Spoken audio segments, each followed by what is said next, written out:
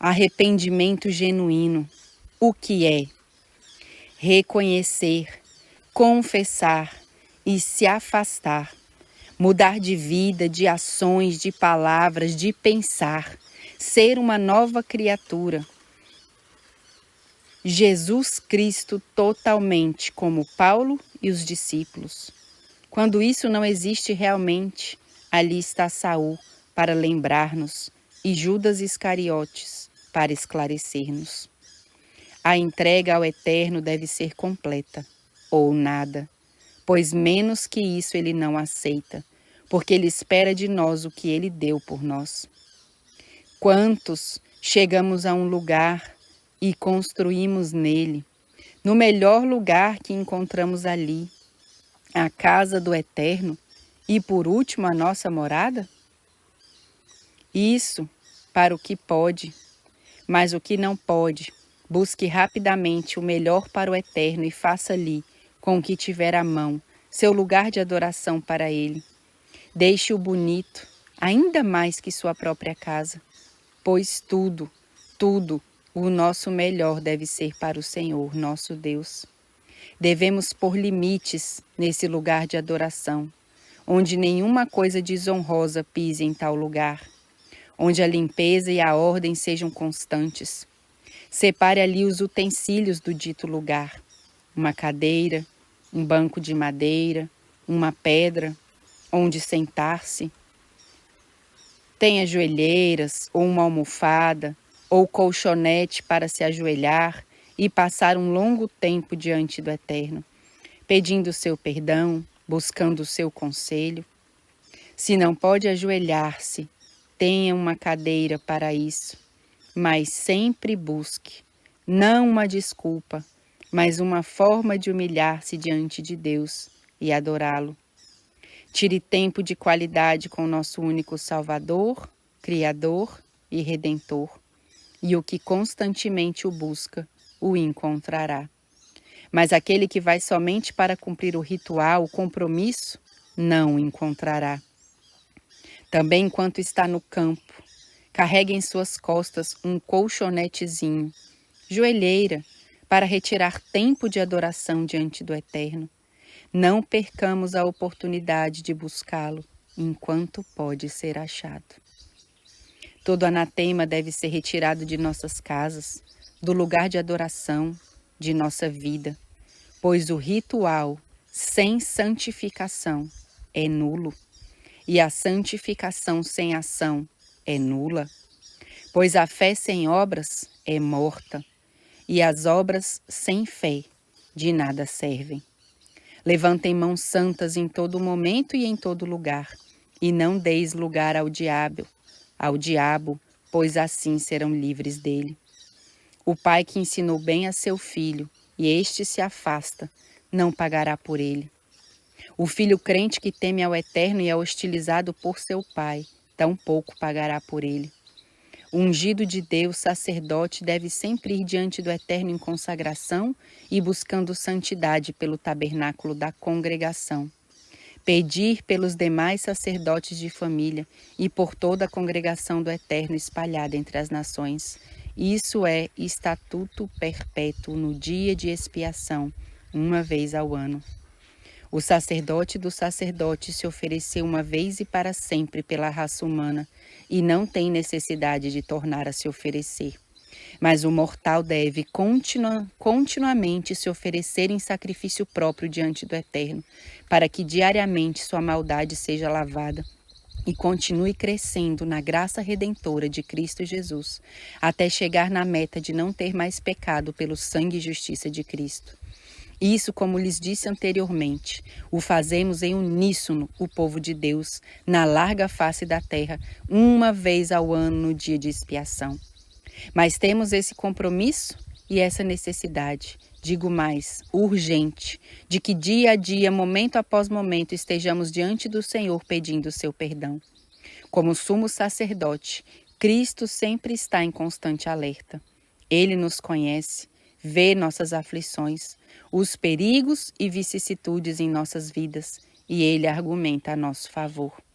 Tem uma forma diferente e distinta para alcançar cada alma que lhe busca, como fez com Pedro, Paulo, Moisés, Abraão, Jacó e etc.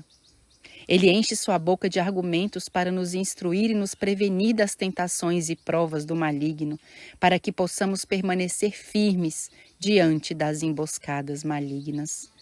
Ele nos dá um modelo exato, em ordem de eventos, para que estejamos atentos diante dos ataques mortais do arqui-enganador. Por isso devemos nos aproximar confiantemente a ele em fé, para assim podermos nos limpar de todo o negror do pecado. Mas aquele que se apegar aos seus pecados não tem possibilidade de salvação, pois a justiça do Eterno não cobre pecados não confessados, carentes de arrependimento. Somente os que aceitam ao Cordeiro como seu único Salvador e pela fé aceitam que ele os limpe de todo o pecado, receberão o perdão de suas transgressões. Essa é a única via, essa é a condição. Os que não querem recebê-lo perderão a vida eterna, porque se negam a aceitar a forma, a maneira, a única via de salvação que a divindade pôs em sua sabedoria em ação para salvar a raça humana. Mas aqueles que acatam aquela forma celestial de salvação vão com o coração contrito e humilhado diante do trono da graça. Jesus Cristo diz ao Pai: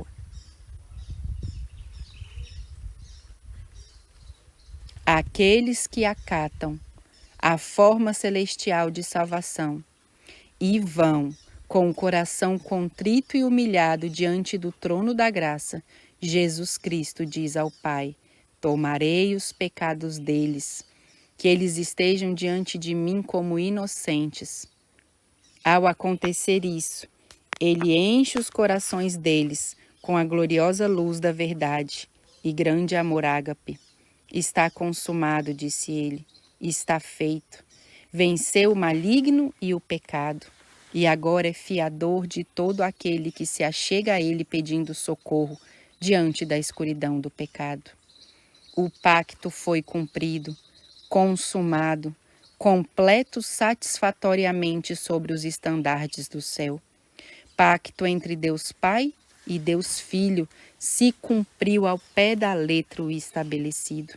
Venceu a morte, havia pago satisfatoriamente o preço da retenção da raça humana. Com ódio satânico, Satanás lutou para fazer mal e derrotar ao Filho do Homem, desde que nasceu neste mundo, até que o viu pregado no madeiro. Ali seu verdadeiro caráter e intenções foram revelados diante de todos os seres inteligentes que não haviam caído em pecado. Os anjos foram impactados de grande horror ao ver como aquele que foi uma vez parte deles era capaz de tamanha crueldade.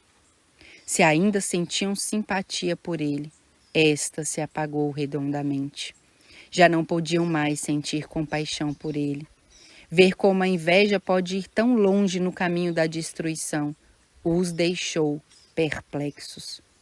Ver como atacava sem piedade ao inocente dos inocentes foi suficiente para ver sua falsidade por trás do manto sem luz em que se escondia, do manto de luz em que se escondia. Já tudo referente à sua maldade foi mostrado.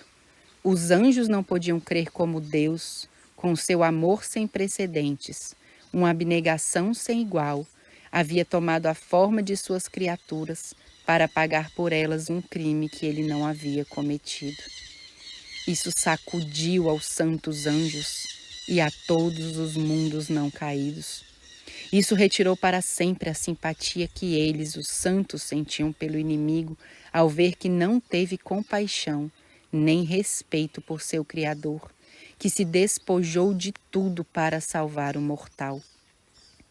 As palavras exclamadas pelo Salvador Jesus Cristo moveram a mão invisível de Deus para rasgar a cortina do tempo de cima a baixo, dando assim por entendido que a ponte entre o céu e a terra estava outra vez feita e firme até o fim. e o caminho até o lugar santíssimo, aberto para todo aquele que o desejasse e buscasse de todo o coração. Agora, combinadas a justiça e a misericórdia, era justo e ao mesmo tempo podia justificar a todo aquele que se achegasse a ele. O inimigo contemplou a cena da cruz e sua vítima inocente. Se deu conta de que o preço da redenção havia sido pago satisfatoriamente e que sua rebelião teria um fim. E isso o fez cair como um raio quando este cai do céu com grande luz e se apaga ao chegar e tocar a terra. Até ali chegou com sua máscara de vítima e foi conhecido pelo mundo como aquele que fez do Filho de Deus e da raça humana suas vítimas. Jesus venceu e nada, nem ninguém poderá mudar isso. Ó maravilhosa graça, imerecido precioso dom, acessível a cada um de nós, mortais, para aceitá-lo e assim receber o glorioso galardão. É assim que, por meio da fé, cremos ser justificados por seu abundante sangue, sangue precioso, derramado inocentemente por ti e por mim, para nos resgatar de uma situação de total emergência de morte eterna. O Salvador se fez esperar. O Salvador não se fez esperar. Imediatamente se pôs em ação, no plano redentor, desde o início da humanidade, onde ele mesmo instruiu a Adão nos sacrifícios expiatórios, e ele instruiu aos demais. E assim, de geração em geração, foi dessa forma até o tempo assinalado de sua vinda entre os mortais para fazer o maior, o único e o último sacrifício à humanidade. Esse sacrifício vasto, de uma vez para sempre, que através da fé nos apoderamos da bendita graça que nos perdoa e nos limpa, para nos fazer co-herdeiros com Ele para sempre. Assim é a simplicidade e poder da fé genuína. É sumamente simples, mas com poderosos resultados. Muitos dizem crer em Jesus e em seu sacrifício, no poder de perdoar pecados e nos limpar de toda maldade, mas falham em algo muito vital e essencial, que é ter uma confiança infantil, pura, completa em Cristo Jesus. Quando essa confiança infantil, pura e completa for uma realidade na vida daquele que diz crer, então alcançará outros com esse toque peculiar que gera a virtude que cura a alma. Então, tanto aquele que exerce essa fé eficaz, como aquele que for alcançado por ela, serão justificados no sangue de Jesus Cristo e serão salvos da ira vindoura.